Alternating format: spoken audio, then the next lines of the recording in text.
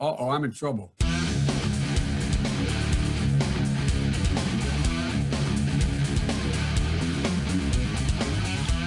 Mike Pounds. Welcome back to the show. Around the Nation right here, TWT Nation. Jeff Walder here with you. Apparently YouTube's had some issues, but we were live on Facebook, so you guys missed the first story. That's all right, because we got clips up, or we'll be putting clips up after the show. And, of course, members will be able to go back and watch the show or listen to it at any time. So there's that. But for the YouTube crowd, sorry, guys, you missed the first story, which was kind of fun. But anyway, yeah, a little bit of an issue. But okay, so let's move on. Let's get to the next story here. And it is the Lou Dobbs meltdown.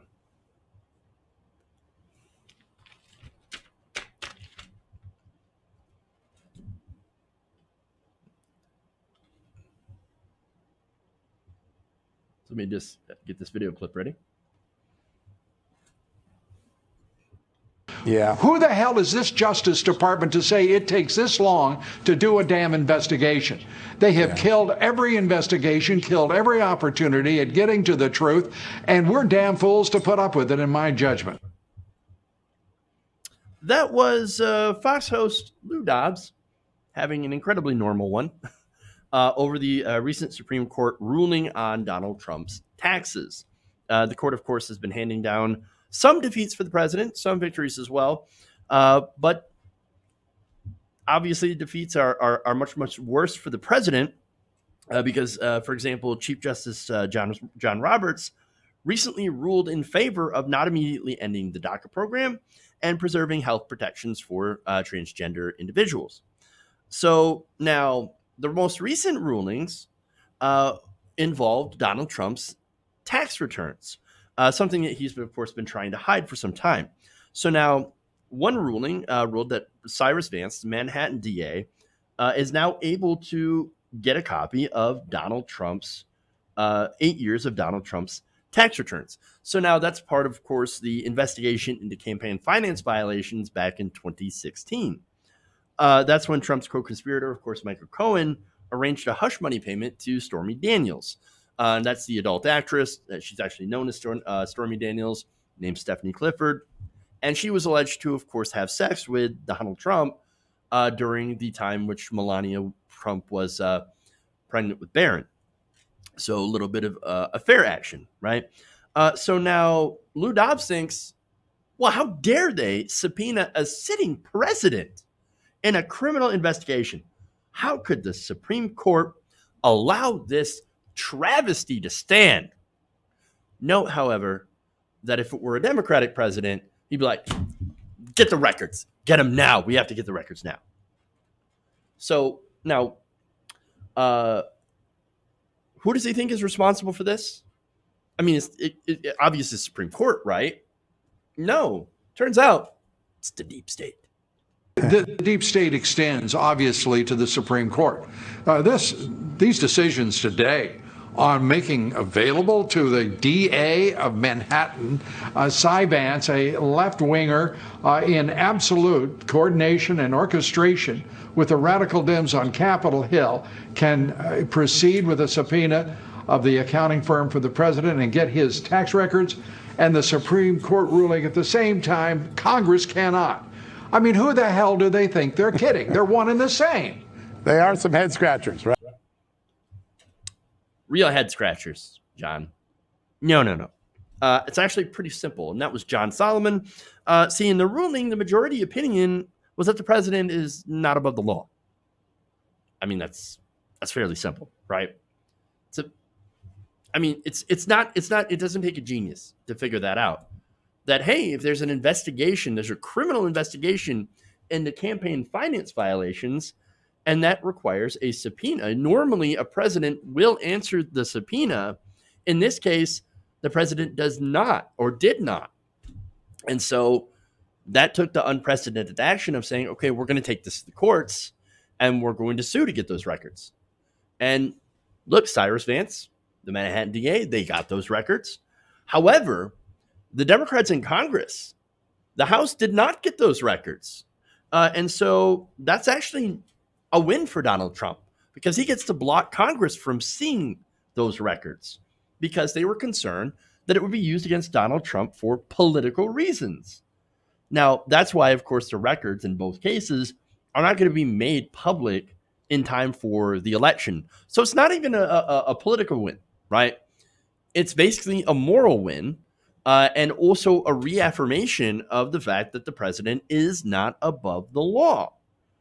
And so, but of course, Lou Dobbs ain't gonna let that get in the way of a good old fashioned freak out. Notice how we called the majority Supreme Court, including two Trump nominees. That's Neil Gorsuch and Brett Kavanaugh. They're now the deep state. You know what the deep state is, right? It's apparently, this goes back to the QAnon conspiracy, right? According to those QAnon people, the deep state is a secret group of pedophiles who are members of the Democratic Party that control the government.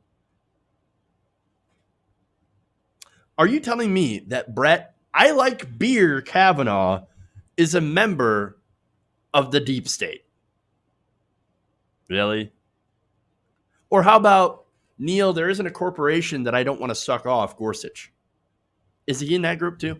Is he a member of the deep state? Is he a left-wing deep state member? Are you fucking kidding me? Are you No. Weren't those guys literally handpicked by Donald Trump? And not even by, like, they were, of course, appointed by Donald Trump. But remember, these ultra right-wing groups, I believe there's a Heritage Foundation. It might be the Heritage Foundation, might be some other right-wing think tank group that specifically handpicked these judges, and handed them to Donald Trump and says, pick one, right? These are the guys that are super, super conservative, right? And it's, yes, not exactly reflective of some of their decisions, but other decisions of theirs were incredibly conservative. And so, look, these guys, in this case, were doing their job and saying, actually, no, we don't believe the president is above the law. And look, to be honest, that will probably help conservatives down the line, right? Because then the conservatives can say, well, President Joe Biden, I mean, we can definitely subpoena him on XYZ, right? And of course, they'll probably use it in a political witch hunt, which is what they've done. Again, Benghazi, looking at that, right? So we have all of that. The Federalist Society, thank you guys. I believe it was the Federalist Society. So, look, it's insane, though. It's insane. I mean, I thought they believed Donald Trump was infallible, right? And that he only surrounds himself with some of the greatest people.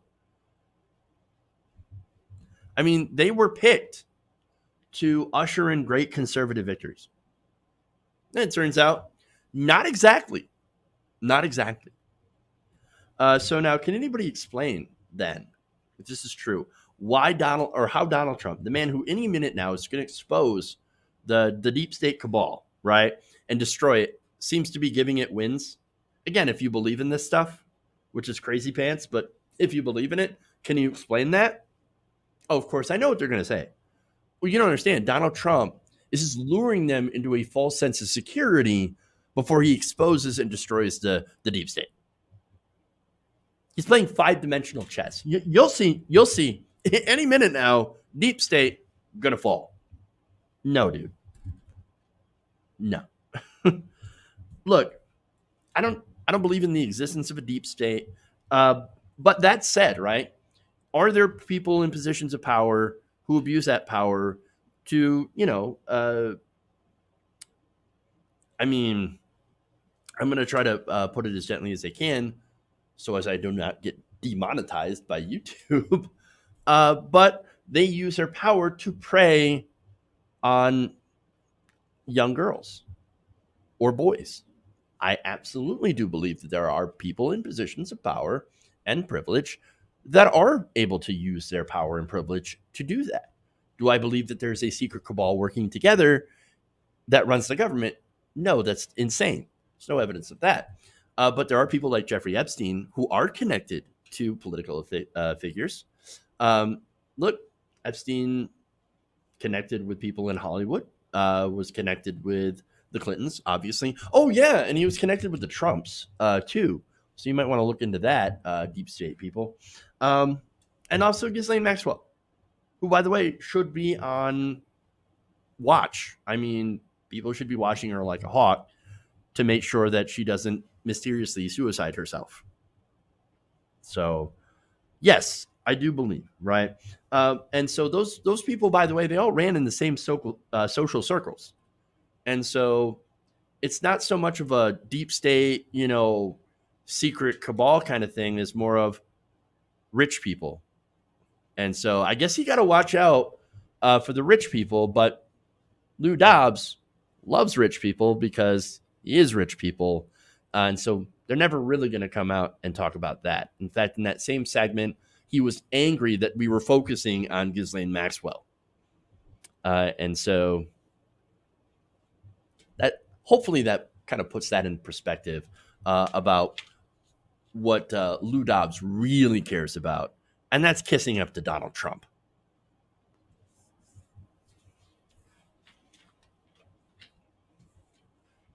All right.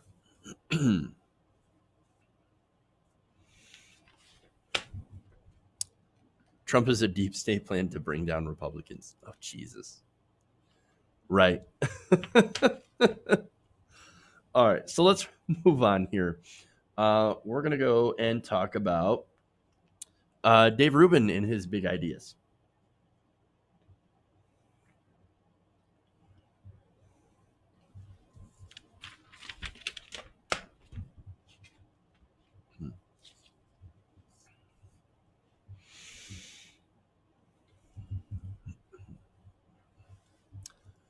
One of Dave Rubin's big ideas got a little bit too big for not only the host of the show that was interviewing him, but also apparently himself. Take a look. Think about it this way. These people that say, okay, you can have 8-month abortions. Doesn't matter why you want an 8-month abortion, you can have an 8-month abortion. Well, now, generally, those are the people who also will tell you that they're for gay people. Now, when science is able to actually identify the sexuality of a child, and now a Christian conservative, forget Christian conservative, and anyone says, I found out that I'm 8 months pregnant and my child is gay, but I don't want a gay child. I should be allowed to have an abortion. The lefty's going to say yes. I don't know. They're going to have to pick. Am I for gay people or am I for abortion? So you have to confront them with these ethical dilemmas, and usually you'll watch their heads explode because they're not that good at thinking these things through. What? I'm sorry, what? I mean, apparently my head has exploded because too many big ideas. Too many big ideas coming at me right now. I need to put my brain in recovery mode. No, that made no sense. Nowhere in that rant did Dave Rubin come anywhere close to making any sort of a rational point. I mean, when science comes up with a way to detect the sexuality of a fetus, what's the left going to do now? I mean, checkmate libtards. Really? I feel dumber watching that. So now let's break it down, right? All right, so you want me to look at this dilemma. Let's do this, right?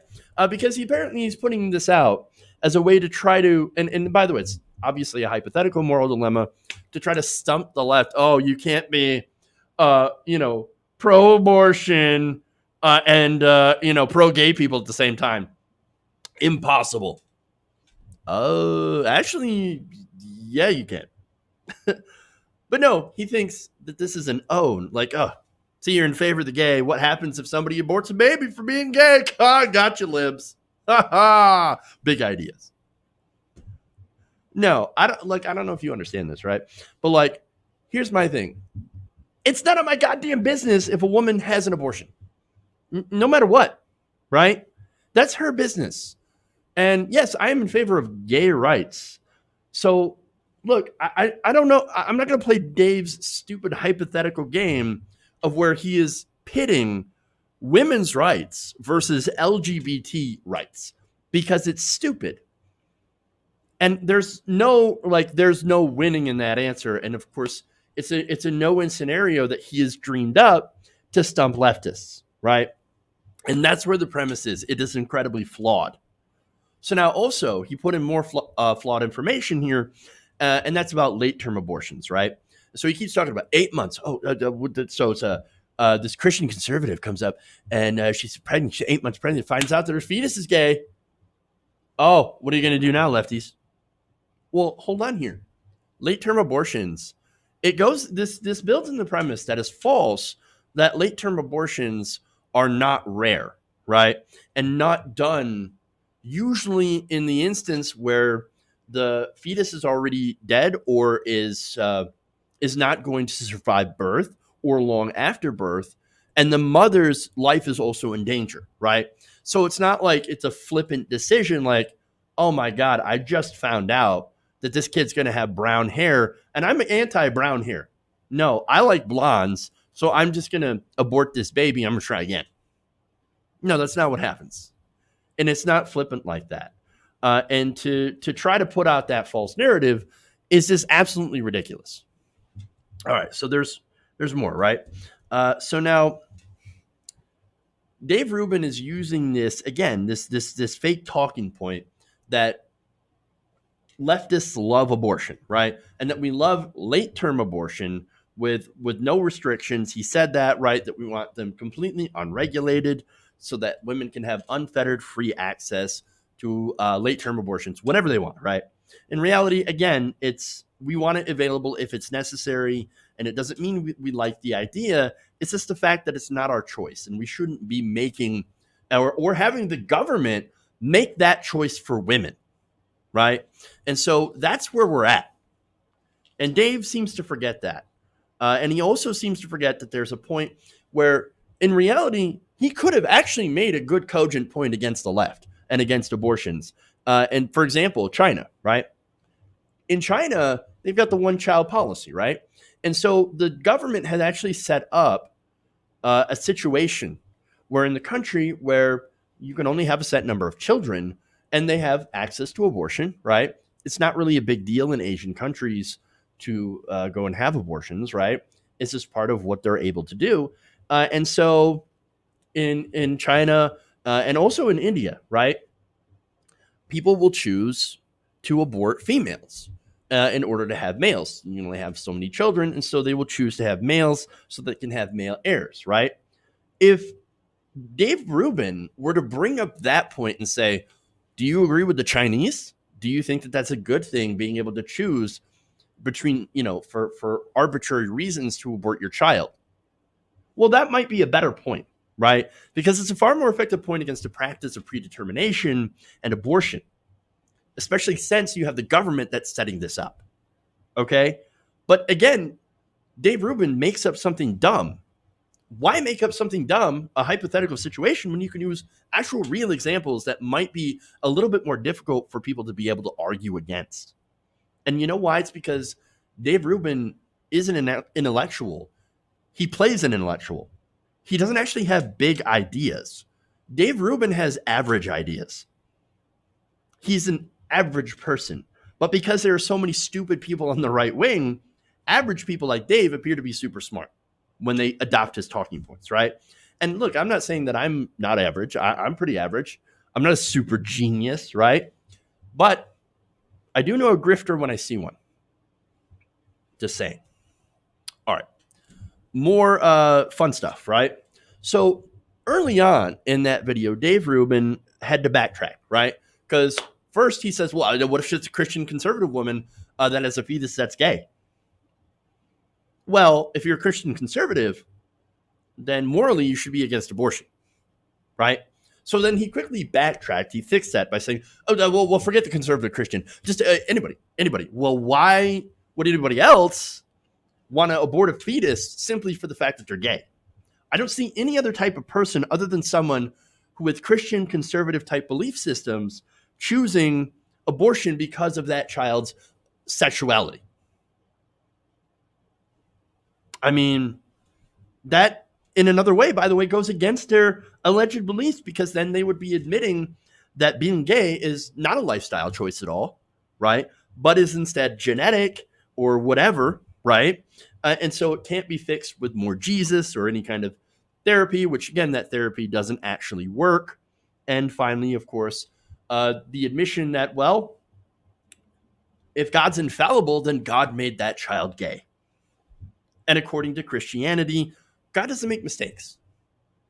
So, boom. Facts, logic, owned. What now, Dave? What now? All right. I'm going to take another break here. We're going to come back and we're going to thank some patrons. Of course, read some super chats, some comments for you guys or from you guys. And then we've got more stories here, including how Americans feel about closing up the economy. And we've got the bankers that are pretty confident that Joe Biden is going to serve them. And so we've got that unsurprising story when we come back. Stay right here around the nation.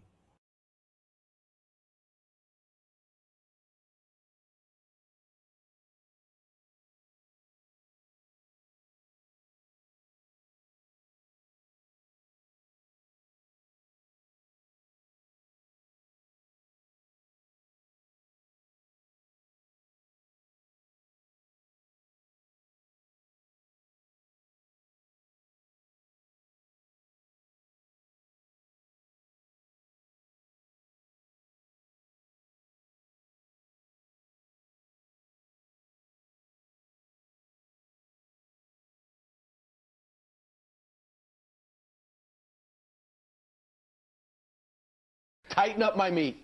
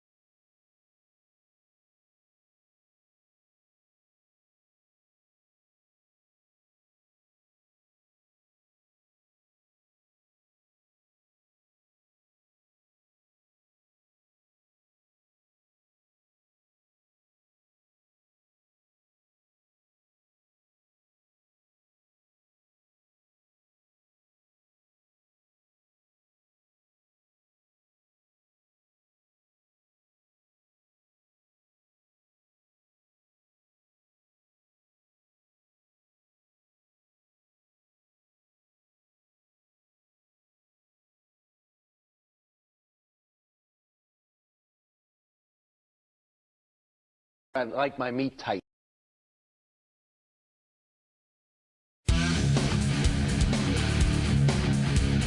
Mike Pounds. Why? Oh, you're getting nervous, man. Oh, well, I'm sorry.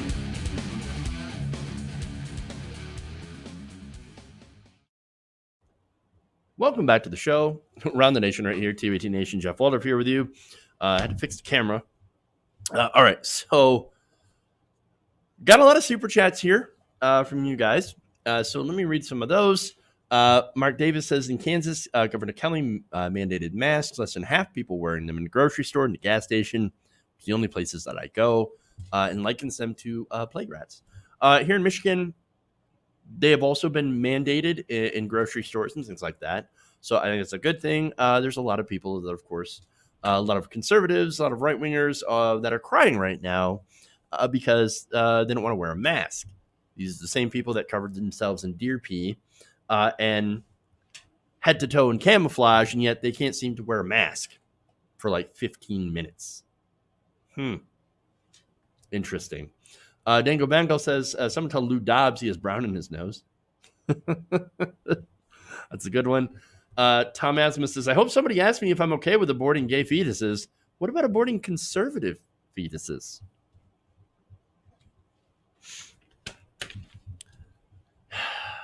They probably would try to abort liberals. The conservatives would. I don't know. It's anyway. Star Trek says, my daughter says she's not sending my grandchildren back to school. She does not care what Donald Trump says. And Donald Trump is, of course, threatening to cut off, funding to the schools that refuse to reopen during coronavirus. Got some other good comments here. Let's see. Gary Hudson says, you just made the best point against Rubin with the child born gay argument. That's what I'm saying. Like, he said, he's like, the left, their heads explode when he presents this moral dilemma because they don't think about these things. You didn't think about these things, Dave. Like, where were the big ideas there? I mean, do you really insane? And by the way, I forgot to show you this picture, right? Because this is probably the best thing to come out of that. That's the interviewer's face during that segment.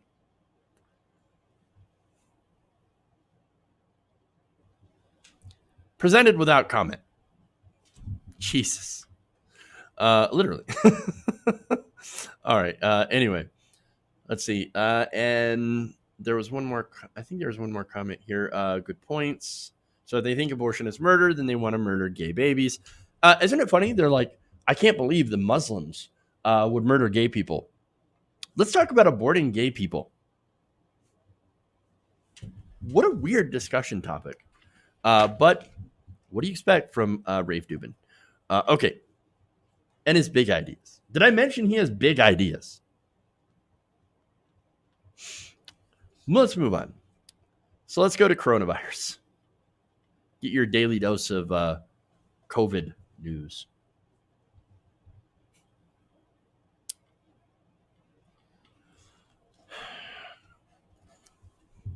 As COVID-19 cases explode all over the country, Americans are ready to and willing to shut down again in order to contain the virus. That's according to a new poll in which a majority of Americans say, close down the economy, shut it down. Just shut it down. Now, the poll was taken by Economist YouGov, and it surveyed about 1,500 adults from July 5th to July 7th. They found that 57% of respondents say they support closing the state economies again. 34% saying that they strongly support closing the economy, and 23% saying that they somewhat support it. 32% say that they oppose closing down the economy, with 15% saying that they somewhat, and 17% saying that they strongly oppose, and 11% of people were just like, I don't know what to do. All right, well, it's funny because you think about the people that say they're strongly opposed to closing things down. I think you'll get a mix of people that don't believe that coronavirus is real, but you might also get people that are like, hey man, I'm sorry, but I don't trust the government to be able to supplement our incomes, and prevent an economic crash, or an even worse, I guess, economic crash than we've already had during this crisis while we close things down. I get that. I understand that argument. I understand that there are a lot of people hurting because the government is not doing their job. They're not taking care of the people. They've only been taking care of corporations. But at the same time, there are people that are saying, look, it's going to get worse. We believe that coronavirus cases will increase as we continue to open up, and we have a problem with that. In fact, 77% of respondents say that it's likely coronavirus will increase, with 51% saying it's very likely and 26% saying that it is somewhat likely. And of course, on the flip side, you have 16% of Americans saying that no, it's not going to result in more coronavirus cases, which is empirically false, because as the states that have opened up the earliest, Florida, Arizona, Texas, they're all getting slammed with coronavirus cases because they opened early. Well, to be fair, that's partly. That's partly. All right, so now the remaining 8% said they weren't sure. Additionally, the poll found that 47% of Americans believe the coronavirus pandemic itself is going to get worse, while 20% said that we're currently living in the worst part, and 19% saying the worst is behind us. I wonder who those people are. Are they actually paying attention, or are they like watching Fox News and like, oh, worst is behind us? Maybe because it's out of my area now. It's somewhere else. Worst is behind us. With a highly transmissible virus like the COVID-19, I mean, it's going to... So it hit the coasts first, right? And then it went inland, right? So now it's inland, right? And now it's going to hit the coast again. It's going to hit New York again. It's already hitting California. And so it's going to keep spreading from hotspot to hotspot. And so, no, it's not over. No, the worst is yet to come. We're not even done with the first wave yet. Whereas a lot of countries in the rest of the world are actually done with their first wave. And they're anticipating, and some are even starting to experience the beginnings of a second wave. It's amazing. Look, here in America, we never really even decreased like a lot of the other countries, right? We went up, we kind of plateaued for a bit, and then shot right up. Here we go again. Here we go. And that, look, it's because the country and businesses have opened early. But again, that's not the total story, right? Because you can open in a safe way, but only as long as people wear their masks and do physical and social distancing. Unfortunately, not enough Americans have been doing that. And so again, you have Texas, Florida, Arizona, California also being hit the hardest because, look, California, they did close down and they reopened slowly, but not enough people in California did what needed to be done when it came to actually practicing, what does the conservatives always say? Personal responsibility. Personal responsibility in this case includes wearing a mask and doing social distancing. The government, here's the thing about this, right? So these same conservatives are like, well, I don't need the government to tell me to wear a mask. Okay, well, are you wearing a mask? Well, no. Well, then we have to tell you to wear a mask because you're being stupid and dangerous. Like, if you just did what was recommended to be able to stop and slow the virus, then we wouldn't have to tell you to wear a mask. It's almost like, telling a child to eat their vegetables. You got to eat your vegetables, man. I don't want to. Well, then I guess I'm going to have to make you eat your vegetables. How dare you with this tyranny? It's almost exactly like that situation. Or like the one or two kids in class that like, hey, as long as you, don't like act out, we can go to recess. And they act out anyway, and now no one gets recess. But in this case, of course, our recess is basically Halloween. We're not going to have Halloween anymore. We've already lost 4th of July. How much more, man? Are we going to lose Christmas too? Come on, guys. Wear the mask. Be personally responsible. Practice personal responsibility. All right. Now there's more, right? So in a separate poll conducted by NBC News SurveyMonkey, a majority of Americans, about 63%, said they believe that businesses were reopening too quickly. Now, there was a much larger poll that also agreed with that. And that was, again, this original poll that I was referencing surveyed about 1,500 people. It had a margin of error of about 3%, right? Plus or minus. The second one was a little bit bigger. They surveyed 44,557 adults. So it's a very big sample size. And it had a margin of error plus or minus 1%. And they said, close the economy, shut it down, shut down the businesses so that we can go and, do what we need to do. 63%. The American people are very, very clear. We need to shut down. Like, that's it. Now, the problem with that, of course, is we would have to have a government that would be responsible enough to send our tax money back to us so that we can survive. And I'm talking about a $2,000 a month universal basic income. That also means rent freezes, mortgage freezes. That is until we get this thing under control. We would have to do that. So now, had we already done this, by the way, we would actually be in a better spot. And look, if you don't like the idea of shutting down the economy, I get it, right? Well, there's good news on that, right? Japan is a good example. Japan didn't shut down the economy. You know what they did? Well, it turns out everybody there practiced personal responsibility, and they wore a mask, and they socially distanced as much as you can. Again, we're talking about Japan here. It's very difficult to socially distance in Japan as tightly packed as their population is, and yet they still have managed to have very little amounts of coronavirus cases. Now, look, Tokyo is experiencing a little bit of an outbreak, but again, that's probably due to the difficulties of being able to socially distance in such a small, packed place. And so, yet they're still doing better than we are. In America, when we have all this space, we have tons and tons of space. So now it's not just Japan that's doing better. It's also South Korea. It's also European countries like Germany, Finland, Denmark. They're all doing better than we are.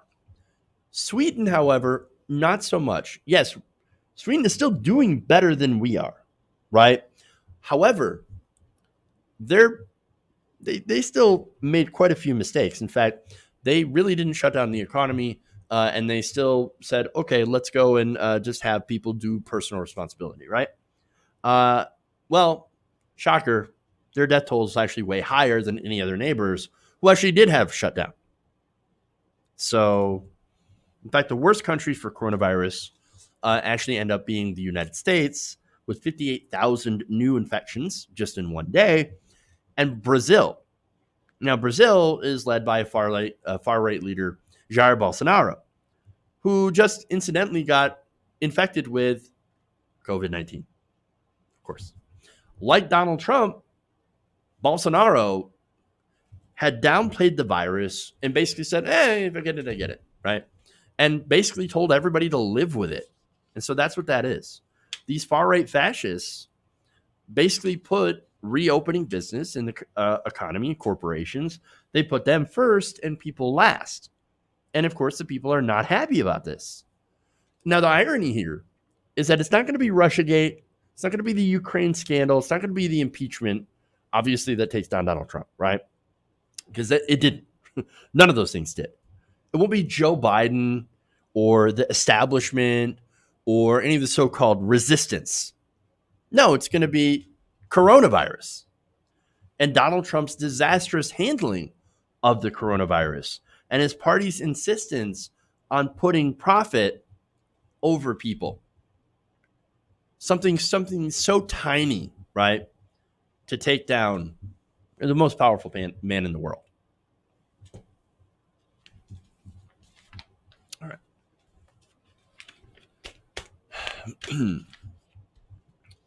moving on. Speaking of Joe Biden,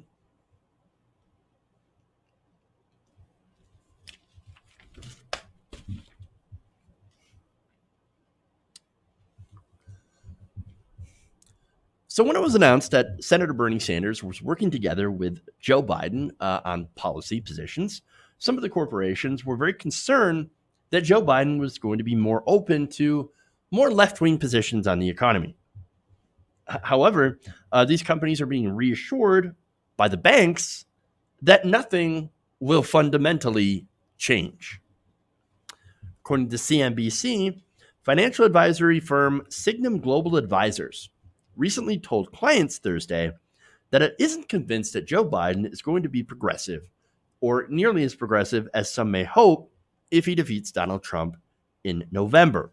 The firm told corporate clients in a note that it believes the policy recommendations put together by task forces filled with allies of Joe Biden and the more progressive Senators Bernie Sanders show that the presumptive Democratic nominee doesn't plan to side too often with those on the left side of the political spectrum if he becomes president.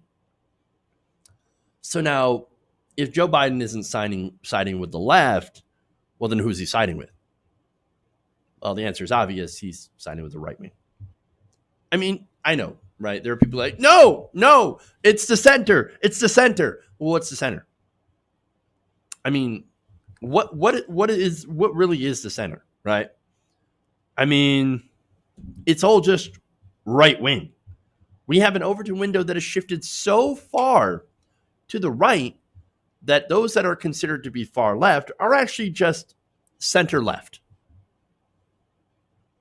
even moderate. But anyway, the note says nothing that I haven't said before.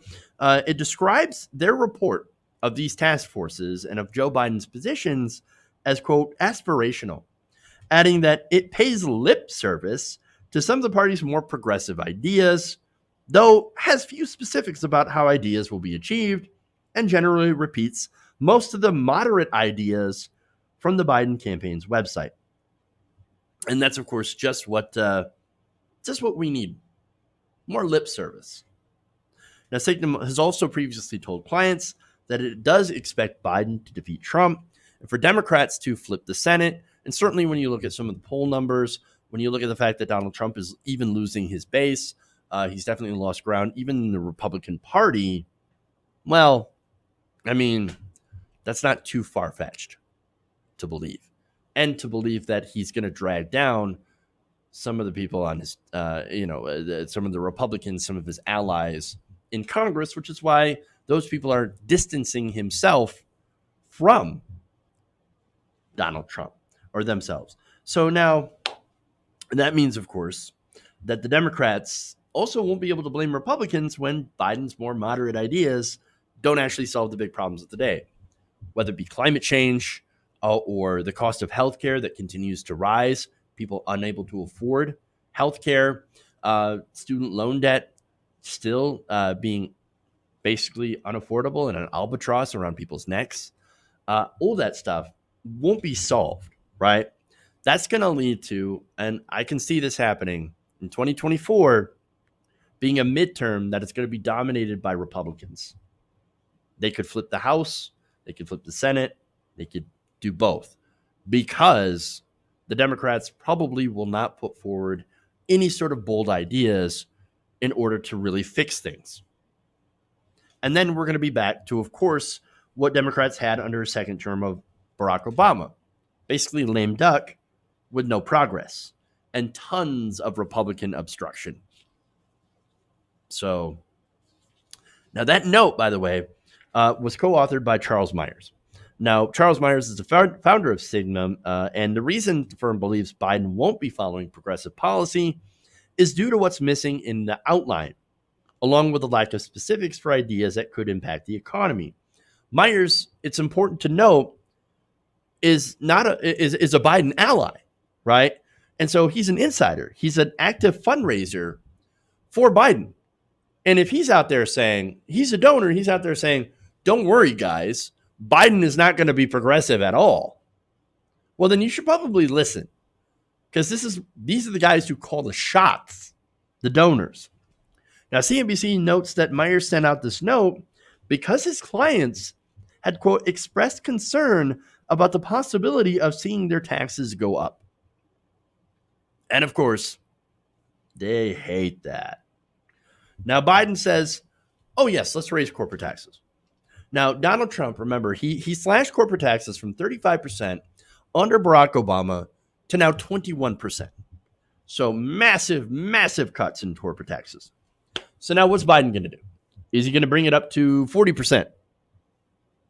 What about even back to 35%?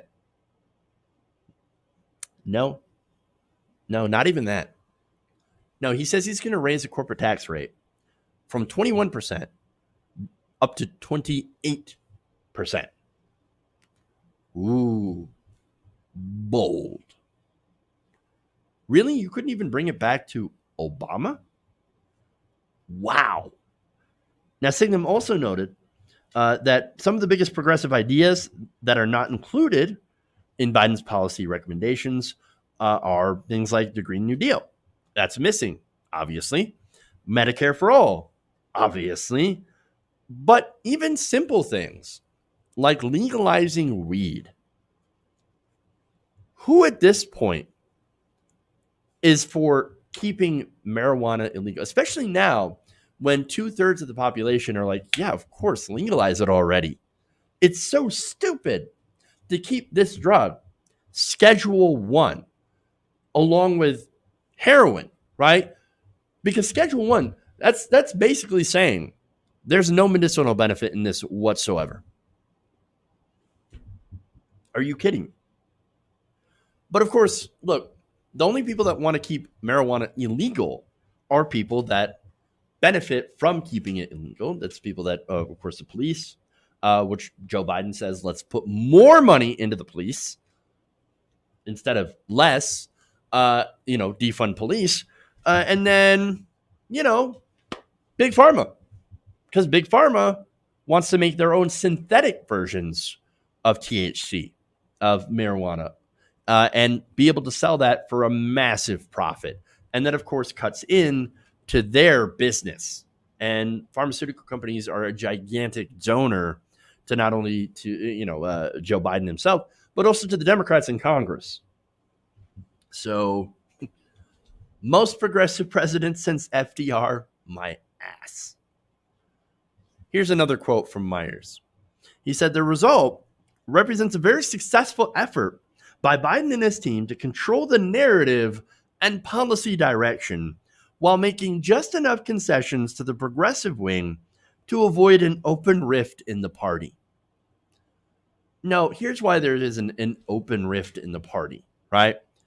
It's because Donald Trump is bad enough to where I think a majority of progressives, and they're, of course, not all of them obvious, that's why I said a majority of progressives, are going to hold their nose. They'll be like, all right, fine. We'll choose the corporatist over the fascist. And that sucks. That's a terrible position to be in, but that's where we're at.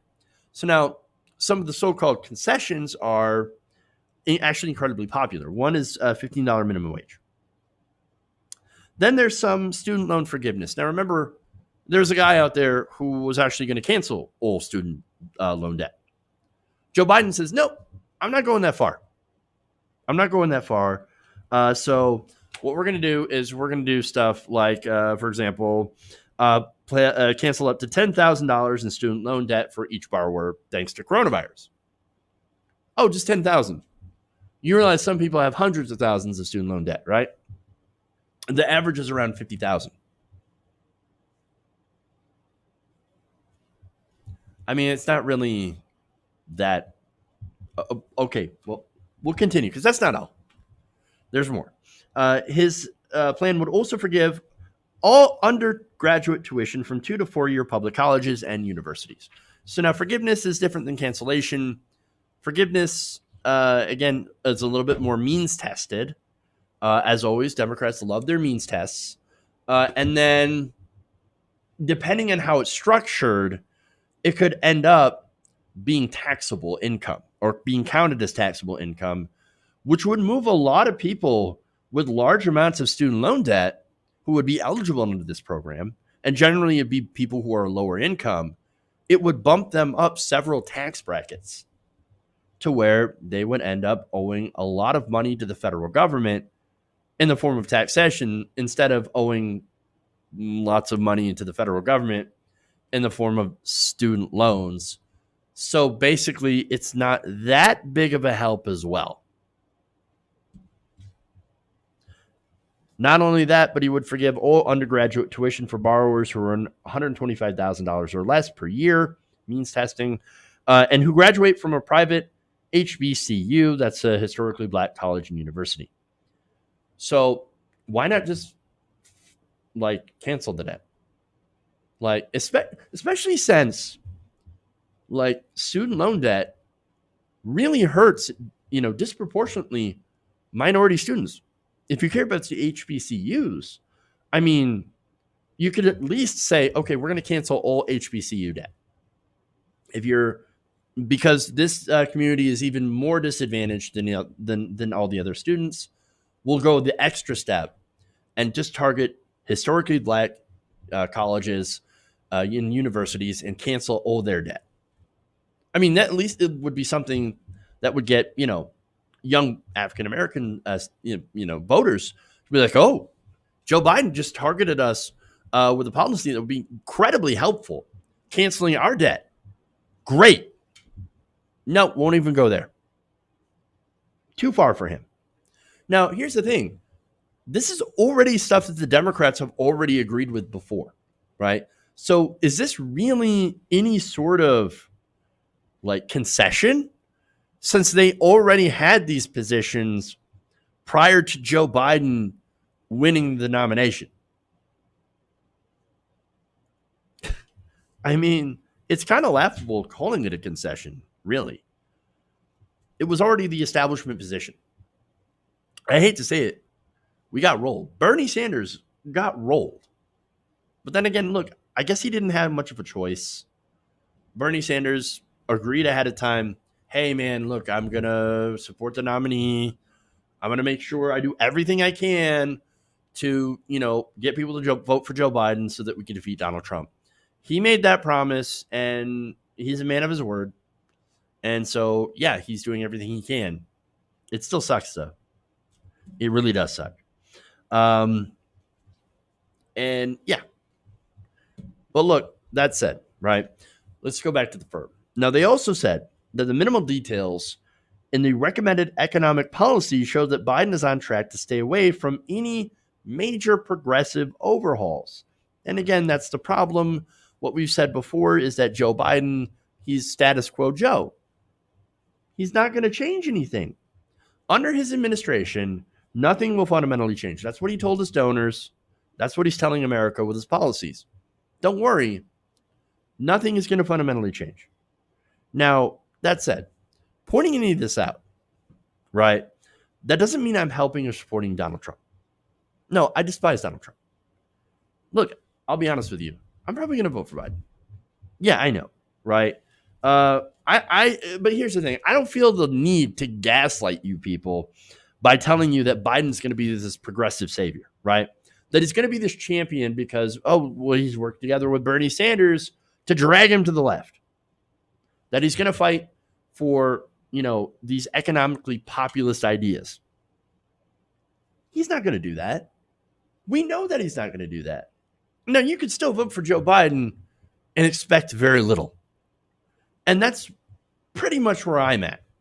It's a vote for harm reduction. But it's also one of those things where it's like, if you don't, if you don't believe that, or if you say, look, I know it's harm reduction, but X, Y, and Z, right? I still don't feel comfortable voting for Biden because of the allegations for terrorism, for example. And I'm a victim, right? I get it. I'm not going to gaslight you. I'm not going to vote shame you because never in the, history of America has vote shaming ever actually worked to change someone's mind.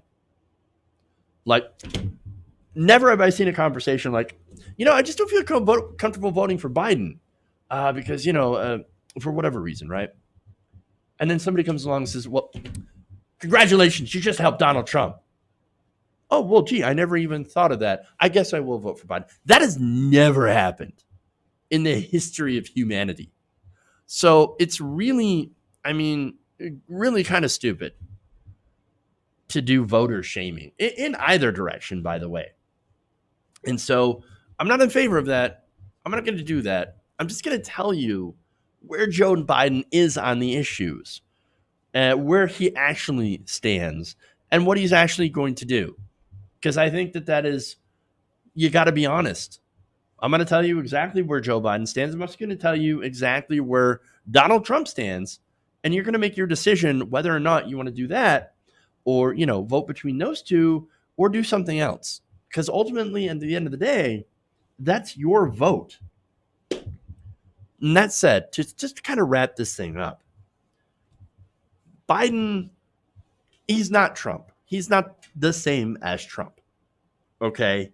And that's pretty much the only argument that I can come up with. And that's the DNC, ironically, has their dream scenario to finally find go against an incumbent that is so bad that it makes their guy look great in comparison.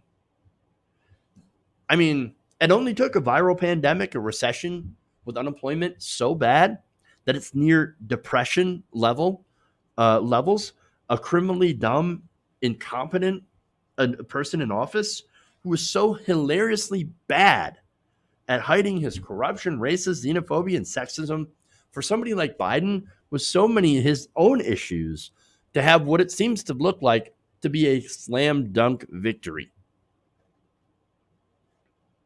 Congratulations, I guess.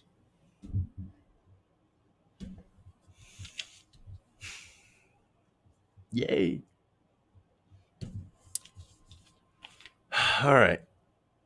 So, yeah. That's the show. Thank you for watching. Thank you for being part of the show, as always, with your comments, super chats, and all that stuff. I appreciate all of you guys. We may not agree on everything, but I do appreciate you guys. Thank you so much for watching. Please like and share the stream if you haven't already. Share the videos if you haven't as well, because those are coming up after the show, where we post them all up. So please share them with your friends and family, anybody you think might be interested in it. Share away. All right. Hopefully you all have a great weekend. We'll see you back here on Monday. Thank you guys. Love you. And remember, change begins with you. Good night, nation. We'll see you guys on Monday.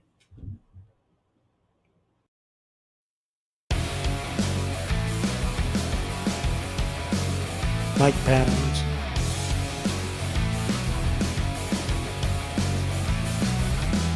Please clap.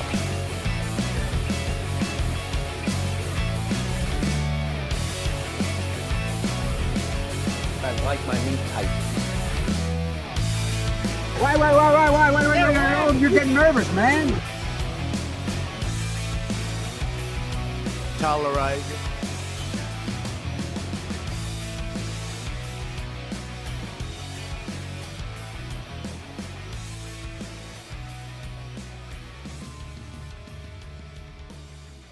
You're kicking me out the door. You're kicking me out the door.